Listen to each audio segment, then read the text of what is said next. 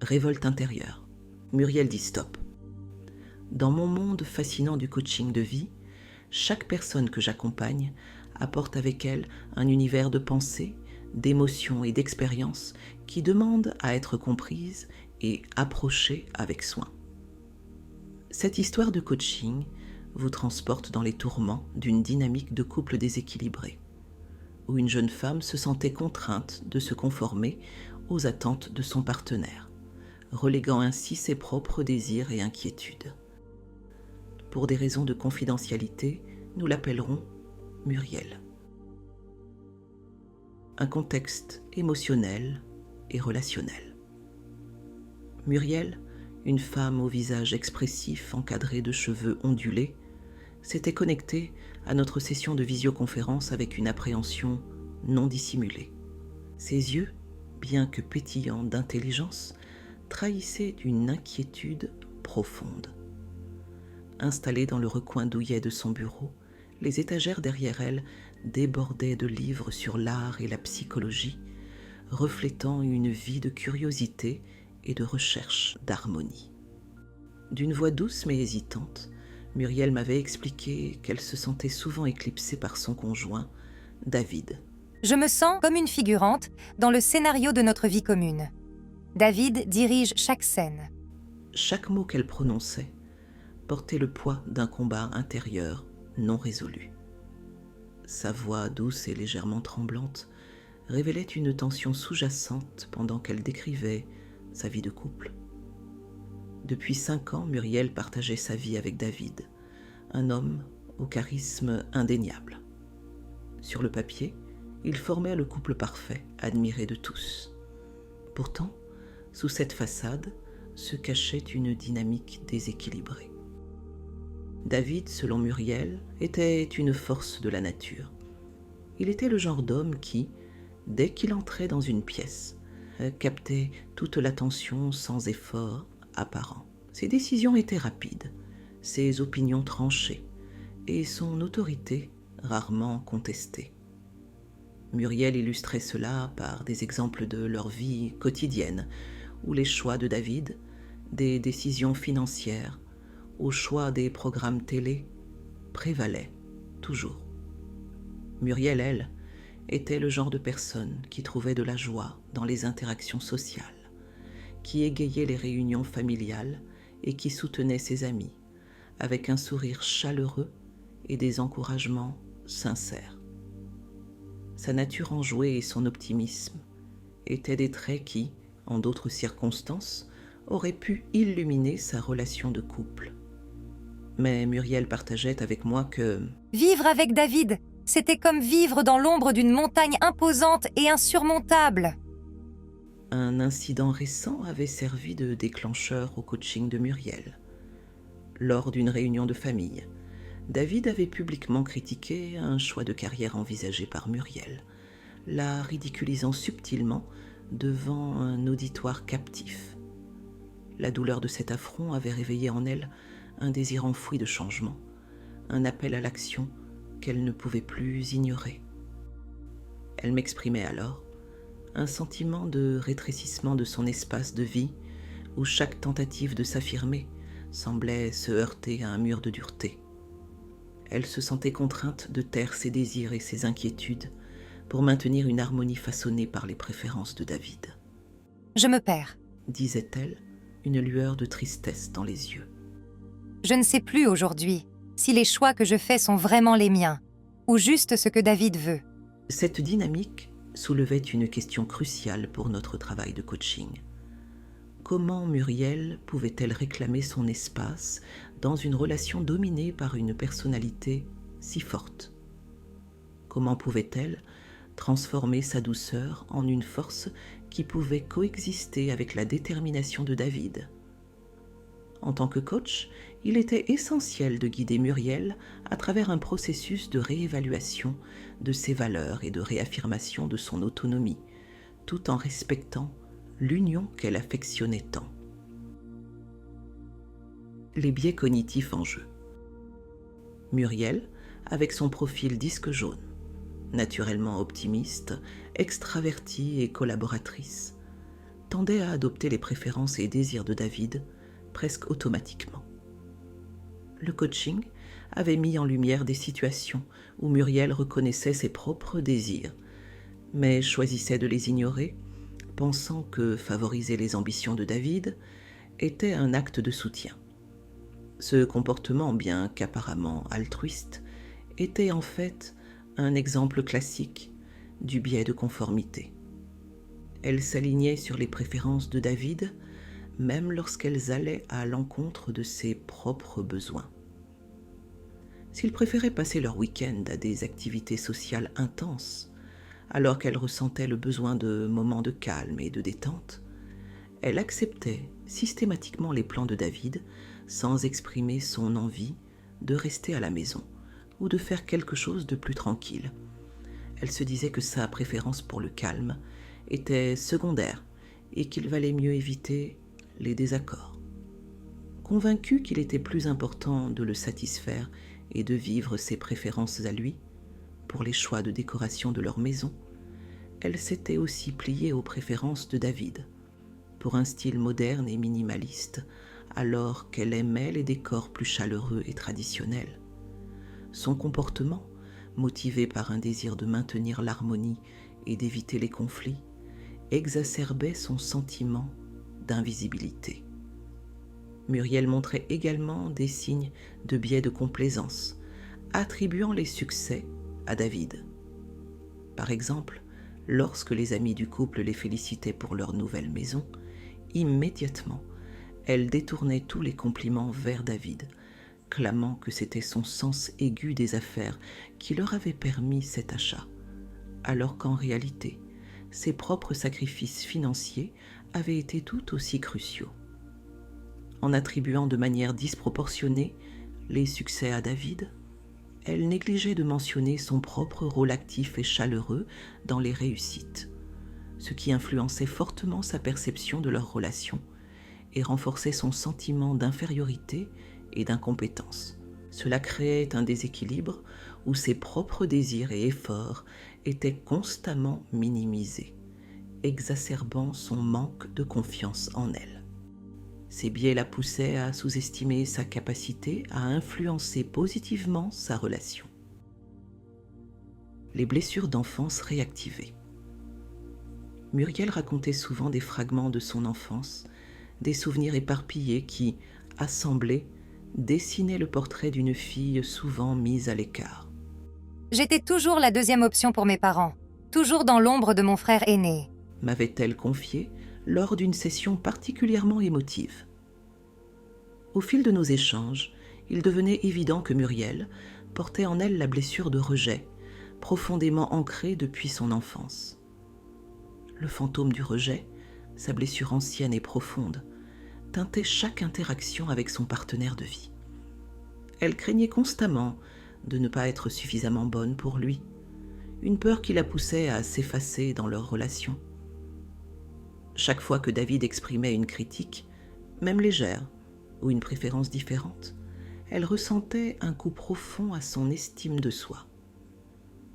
Plutôt que de voir ces remarques comme des points de discussion normaux dans un couple, elle les percevait comme des jugements définitifs sur sa valeur, des preuves de son insuffisance. Elle s'était alors réfugiée dans un monde où elle pouvait éviter le conflit à tout prix. Dans le théâtre de sa vie conjugale notamment, elle avait inconsciemment choisi un rôle qui minimisait le risque de revivre un rejet. Dans les moments où elle ressentait un besoin intense de s'exprimer, elle se censurait par peur d'être rejetée ou de provoquer la colère de David. Lors d'une soirée où il avait proposé de partir en vacances dans une destination qu'elle trouvait stressante, elle avait brièvement envisagé de partager ses inquiétudes. Mais la peur de paraître difficile ou de décevoir David l'avait fait se taire, et elle avait finalement accepté en silence, tout en se sentant invisible et non prise en compte. Reconnaître cette blessure de rejet et comprendre comment elle influençait les actions et perceptions de Muriel était une étape essentielle dans notre travail de coaching. Ensemble, nous avions à explorer des stratégies pour qu'elle s'affirme expriment ses besoins et reconstruisent une estime de soi basée sur l'acceptation et l'amour de soi. L'objectif était de l'aider à s'engager pleinement dans la relation sans crainte de rejet.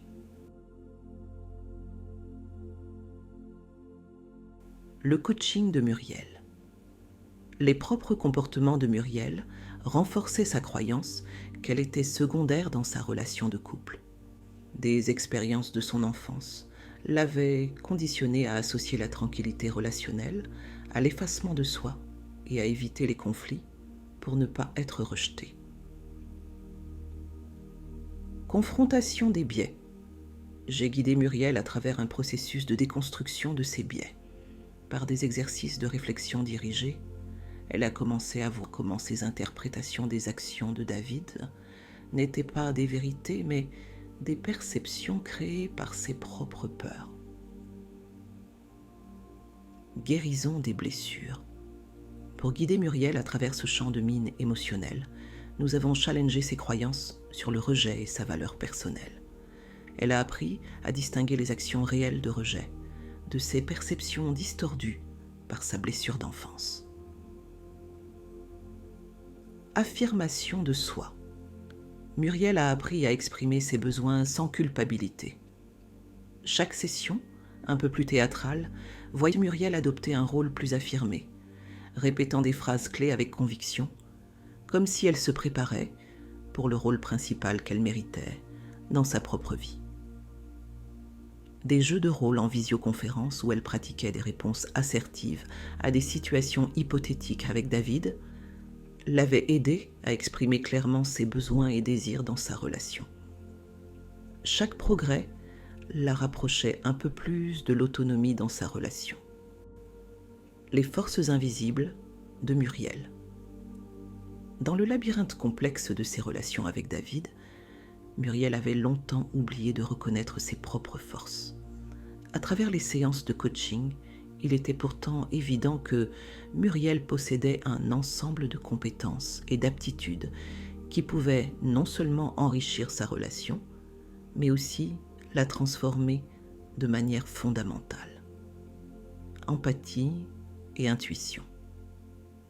Muriel avait une capacité remarquable à ressentir les émotions des autres, une qualité qui transparaissait même dans les interactions les plus banales. Sa nature empathique, perçue comme une faiblesse dans le cadre de sa relation dominée par David, était en réalité une force puissante. Elle pouvait percevoir les nuances d'humeur de celui-ci avant qu'elles ne soient exprimées et anticipées. Cette prédisposition lui permettait désormais de désamorcer des tensions avec David, avant qu'elles ne deviennent des émotions ingérables. Créativité et résolution de problèmes. Dans son travail, Muriel était une designer talentueuse, une carrière choisie pour son potentiel de créativité libre. Grâce à son coaching, son talent pour la conception et la visualisation de solutions esthétiques avait transcendé le domaine professionnel et infusé sa vie personnelle. Envisager des solutions innovantes pour les défis quotidiens de leur vie commune la faisait se positionner comme une partenaire égale dans la prise de décision, plutôt que comme une spectatrice passive. Communication et persuasion. Muriel possédait également un don pour la communication, capable de formuler ses idées de manière à la fois poétique et persuasive. Cette aptitude était sous-utilisée dans sa relation, où elle se retrouvait souvent à capituler plutôt qu'à argumenter. En affinant cette compétence, elle avait transformé la manière dont les débats se déroulaient avec David, le persuadant doucement mais fermement de considérer ses perspectives, transformant leurs interactions en dialogue plutôt qu'en monologue dirigé par David. La transformation avait atteint son apogée lors d'un dîner où David avait commencé à exprimer, sans avoir consulté Muriel, ses plans concoctés pour leurs prochaines vacances.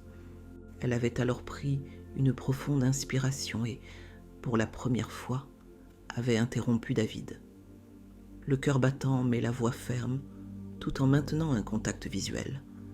Elle avait proposé une alternative qui incluait ses propres désirs.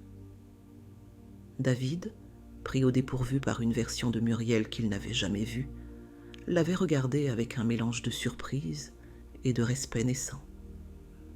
Le silence qui avait suivi avait été chargé de tension, mais aussi de possibilités. Épilogue. Muriel avait transformé ses vulnérabilités en vertus, ses peurs en fondations.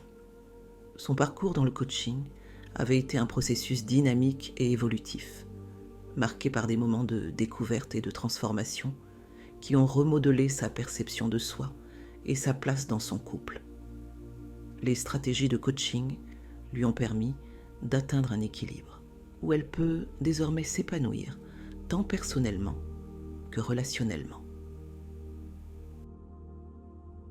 Mon partage de coach. Dans la bataille silencieuse qu'a menée Muriel, chaque session de coaching n'était pas simplement une exploration ou un exercice, mais un acte de rébellion contre des chaînes invisibles. La réalité est que Muriel, comme beaucoup, était prisonnière d'une cage dorée construite de peur et de concessions. Mais là où certains voient une victime, j'y ai vu une combattante qui, armée de courage et d'une volonté implacable de changer, a choisi de ne plus être une spectatrice dans sa propre vie. Muriel a défié non seulement les attentes de son partenaire, mais plus profondément, les structures même, qui ont longtemps dicté sa place et sa valeur. Cette transformation n'est pas douce ni subtile. Elle remet en question le statu quo, pas seulement pour Muriel ou pour son couple, mais pour tout un chacun qui entend cette histoire et voit un miroir de ses propres compromis non questionnés. Muriel n'est pas une exception. Sa lutte n'est pas unique. Vous qui écoutez ceci, je vous appelle à réfléchir. Où dans votre vie avez-vous accepté moins que ce que vous méritez ? Ce n'est pas juste le parcours de Muriel, c'est un appel à l'action. Ne vous contentez pas de vivre la vie que les autres ont choisie pour vous. Prenez le contrôle. Créez une réalité qui reflète qui vous êtes et qui vous désirez être. Ce que Muriel nous enseigne, c'est que le changement nécessite plus que de la volonté. Il exige le courage de se confronter non seulement à ceux qui nous entourent, mais aussi et surtout à nous-mêmes. La transformation de Muriel est un modèle pour tous ceux qui cherchent à réclamer leur place dans le monde. Elle est votre miroir, audacieux, sans compromis et profondément libérateur. N'attendez pas un autre jour, une autre heure, une autre minute. Le temps de Muriel était venu. Votre temps, c'est maintenant. Répondez à ces questions. Si c'est pas maintenant, c'est quand ? Si ce n'est pas vous, c'est qui ? Ce n'est pas le moment de reculer, c'est le moment de briller. Contactez-moi et travaillons sur vos forces et vos défis, et vivez votre propre révolution.